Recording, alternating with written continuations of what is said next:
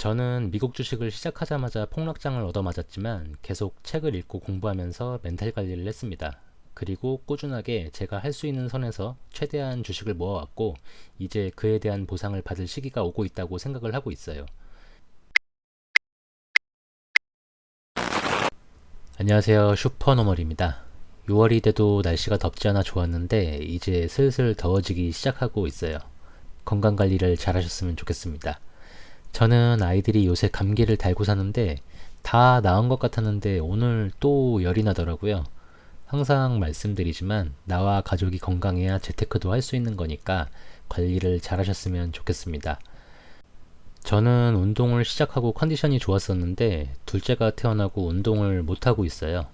그런데 며칠 전에 와이프가 오랜만에 남대문 쪽에 들러서 영양제 비맥스를 싸게 파는 곳이 있다고 해서 2달치를 사다 줬습니다. 얼마나 더 열심히 일하라고 챙겨주는 건지.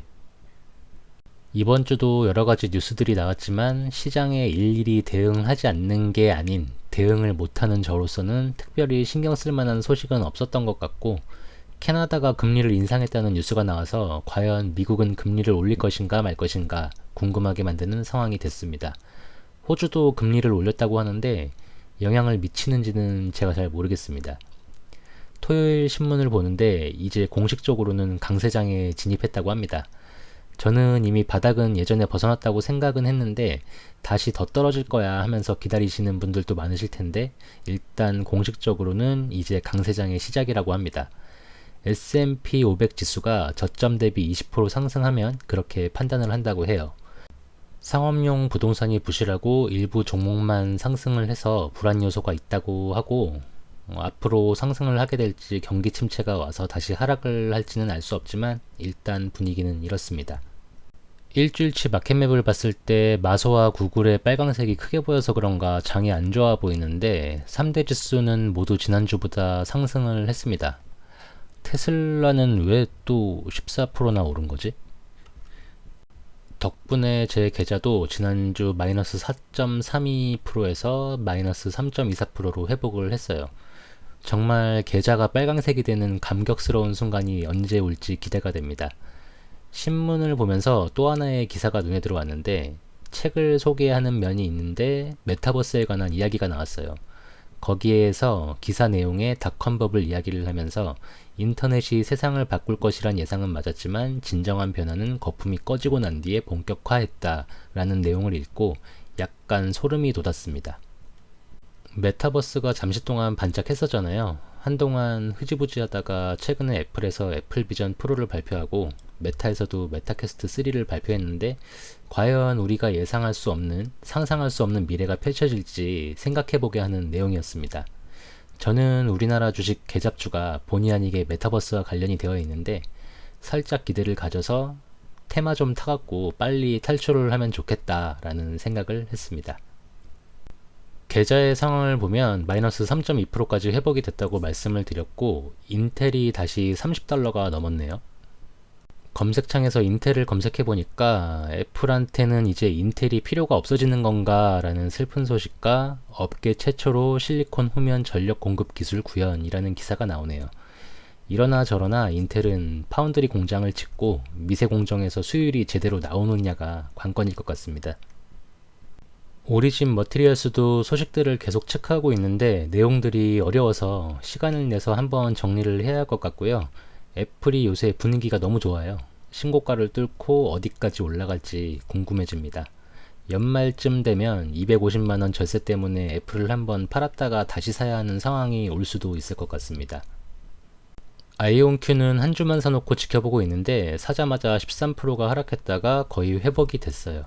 저는 개인적으로 제가 처음 발견했을 때 가격인 $6대면 망설임 없이 100만원 정도는 투자할 생각이 있는데 좀 지켜보면서 적절한 가격대에서 매수를 할 생각입니다.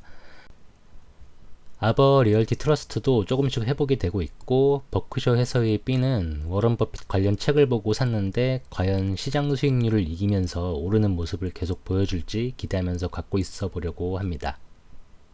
리얼티인컴도 조금씩 회복하고 있어요. 좀 더 샀어야 했나? SCHD도 역시 회복이 거의 다 됐습니다. 3% 넘게 빠졌었는데 올라오네요. 세배 레버리지 종목들 4개 중에 6%만 마이너스입니다. 가장 물타기를 못해서이기도 해요.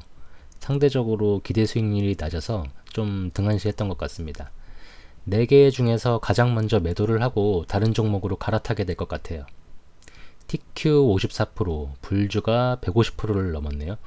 수량이 많지 않은 게 안타까울 뿐입니다. 속스를 가장 많이 갖고 있는데 조금 떨어지기도 했었는데 $20 밑에서 사고 싶어서 기다려봤는데 다시 빨간불이 들어왔습니다. 세배 레버리지는 쓰레기가 아닙니다.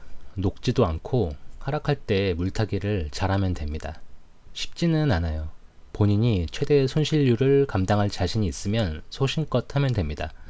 쓰레기라고 하시는 분들은 본인께서 그렇게 운영을 하시니까 쓰레기가 되는 거라고 생각을 해요. 아니면 해보지도 않고 쓰레기라고 하는 사람이 대부분입니다. 지금 약간의 현금이 있긴 한데 계속 이런 분위기면 일단 현금을 갖고 있게 될 것 같습니다. 저축은행 파킹 통장에 넣어둬야 할 것 같아요. 아시는 분은 아시겠지만 우리나라 주식은 하나 갖고 있습니다. 개잡주인데 매번 말씀을 드리지만 유일한 근심거리예요. 제가 갖고 있는 종목 중에서 유일하게 물타기를 못하는 종목입니다. 요새는 또 뭐 STO 어쩌고 하면서 폭풍 MOU를 하고 있는데 저는 STO가 뭔지도 모르고 적어도 이 회사 때문에 STO가 뭔지 공부하고 싶지도 않아요. 갑자기 대표가 바뀌고 이런 거 한다고 하고 있는데 전 대표 때도 메타버스 어쩌고 하면서 MOU를 엄청 맺었거든요. 근데 과연 이런 모습이 그런 삽질의 시즌2가 될지 정말 성과가 있을지 모르겠습니다. 이제 보유한 지 2년이 다 돼가는데 손해보지 않고 탈출하고 싶은 마음 뿐입니다. 보시는 그림은 S&P 500을 전체 기간으로 본 모습인데 우리가 지금 겪은 폭락장은 닷컴 버블과 2008년 금융위기 그리고 코로나 폭락장 이상으로 힘들었던 폭락장입니다. 값진 공부를 했고 지금 가고 있는 방향이 틀리지 않았다고 생각하고 있고 주식은 도박도 아니고 막연히 어려운 것이 아니라는 것을 직접 투자하는 모습으로 증명을 해볼 거고요. 이렇게 평범한 사람이 꾸준하게 주식 투자를 하는 모습으로 성장 스토리를 만들고 싶고 영상을 봐주시는 분들과 응원하면서 함께 성장하고 싶습니다. 어쨌든 강세장이 왔다고 하니까 그동안 힘든 시간을 버텨낸 저와 여러분께 수고하셨다는 말을 하고 싶네요. 마지막으로 대가들의 명언을 다시 한번 새겨보면서 마무리를 하겠습니다. 긍정적으로 생각하면 폭락은 주식을 싸게 살 수 있는 절호의 기회인 것이다. 피터 린치. 실제로 진정한 투자자에게는 시장 폭락이 오히려 유리할 수 있습니다. 주가가 터무니없이 내려갔을 때 여유 자금이 있다면 말이죠.